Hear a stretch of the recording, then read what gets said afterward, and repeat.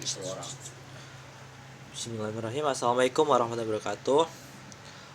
Saya Febio Duha, NPM 1975121, dengan mata kuliah Ekonomi Sumber Daya WAG 1515 dengan dosen mengampu Ibu Sutani SPMMP.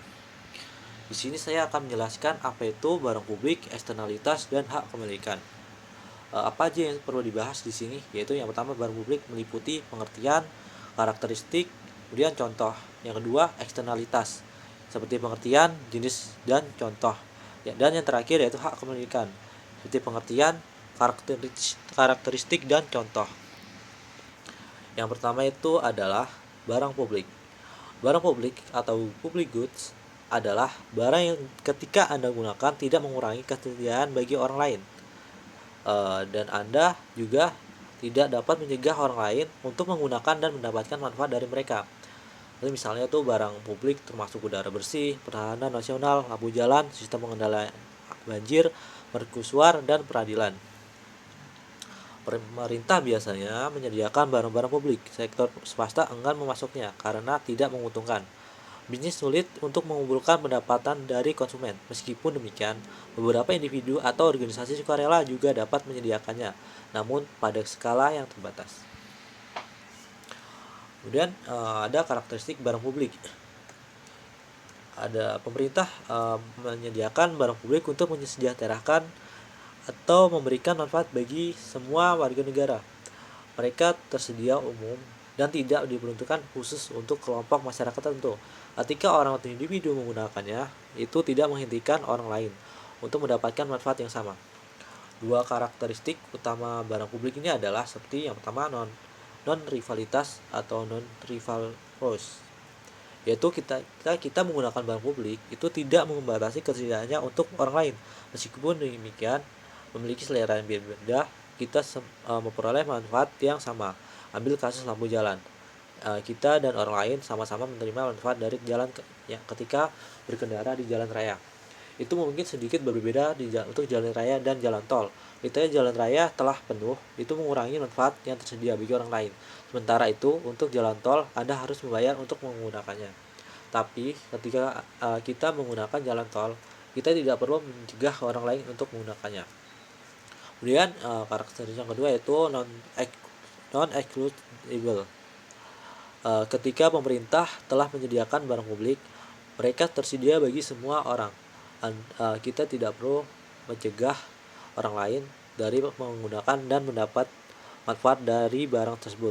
Jadi, barang publik tersedia bagi semua orang, baik pembayaran maupun non-pembayar.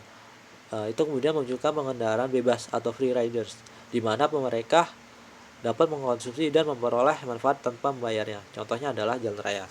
Baik pembayar pajak maupun bukan sama-sama mendapat manfaatnya. Berikut ini adalah contoh barang publik seperti udara bersih. Udara bersih tersedia di mana-mana. Kita dan tetangga kita sama-sama menikmatinya, dan kita tentu saja tidak akan membuat sebuah kotak pemisah antara udara bersih milik kita dan milik tetangga rumah. Kemudian ada pula jaringan atau televisi, jaringan radio atau televisi. Begitu sinyal radio atau televisi disiarkan, semua orang dapat mengaksesnya. Sulit untuk menghentikan seseorang untuk menerimanya. Selain itu, ketika kita mendengarkan radio atau menonton televisi, itu tidak mencegah orang lain untuk menggunakannya juga. Dan yang kedua adalah eksternalitas. Eksternalitas adalah biaya yang harus ditanggung atau manfaatnya tidak langsung yang diberikan dari suatu pihak akibat aktivitas ekonomi. Eksternalitas sering disinggung ketika muncul dampak negatif dari suatu aktivitas ekonomi. Eksternalitas adalah biaya yang manfaat dari kegiatan ekonomi yang dialami oleh pihak ketiga yang tidak terkait dengan aktivitas tersebut. Biaya atau manfaat eksternalitas tidak tercermin dalam biaya akhir atau manfaat barang atau jasa yang dihasilkan. Jika eksternalitas telah jelas, maka pelaku aktivitas ekonomi dapat diberikan pilihan atau diwajibkan untuk membayar dampak tersebut atau mengklaim keuntungan yang telah diberikannya melalui undang-undang yang berlaku. Atau pelaku aktivitas ekonomi dapat mengubah produk atau metode produknya untuk meminimalisir dampak negatif eksternal. Berikutnya ada jenis-jenis eksternalitas. Eksternalitas seringkali muncul karena penegakan hak properti yang tidak jelas. Untuk beberapa barang seperti tanah, bangunan, dan uang, menegakkan hak kepemilikan dan adalah mudah. Tapi itu tidak untuk yang lainnya, seperti udara dan air bersih. Air dan udara mengalir bebas melintas batas kepemilikan pribadi. Itu membuat jauh lebih sulit untuk menetapkan kepemilikan. Secara umum ada eksternalitas dibagi menjadi dua, yaitu eksternal negatif dan positif. Eksternal negatif yaitu mewakili konsekuensi negatif dari aktivitas ekonomi, konsumsi atau produksi ke pihak ketiga yang tidak terkait. Beberapa eksternalitas negatif sangat berbahaya seperti limbah, polusi, dan pencemaran lingkungan. Yang kedua, eksternal positif. Eksternal positif adalah manfaat dari kegiatan ekonomi bagi pihak ketiga yang tidak terlibat. Meskipun memberikan manfaat, namun eksternalitas semacam ini juga menciptakan efisiensi pasar. Berikutnya adalah contoh eksternalitas seperti polusi cahaya. Merupakan salah satu dampak eksternalitas dari penggunaan energi listrik yang harus didenda oleh banyak orang, terutama observatorium dan pencinta alam. Yang kedua, pencemaran udara. Merupakan dampak eksternalitas dari transportasi kendaraan bermotor yang harus diderita oleh masyarakat. Terakhir yaitu hak kepemilikan, yaitu menunjukkan kepada sesuatu yang biasanya dikenal sebagai entitas dalam kaitannya dengan kepemilikan seorang atau sekelompok orang atau suatu hak eksklusif. Bentuk yang utama dari properti ini adalah termasuk real property atau tanah, kekayaan pribadi, personal property, kepemilikan barang secara fisik, dan kekayaan intelektual. Hak dan dari kepemilikan adalah terkait dengan properti yang menjadikan sesuatu barang menjadi kepunyaan seseorang, baik pribadi maupun kelompok, menjamin si pemilik atas haknya untuk melakukan segala sesuatu terhadap properti sesuai dengan kehendaknya, baik menggunakan ataupun tidak menggunakannya. Untuk mengalih hak kepemilikannya, beberapa ahli filosofi menyatakan bahwa hak atau properti timbul dari norma sosial. Beberapa lainnya mengatakan bahwa hak itu timbul dari moralitas. Kemudian ada karakteristik umum.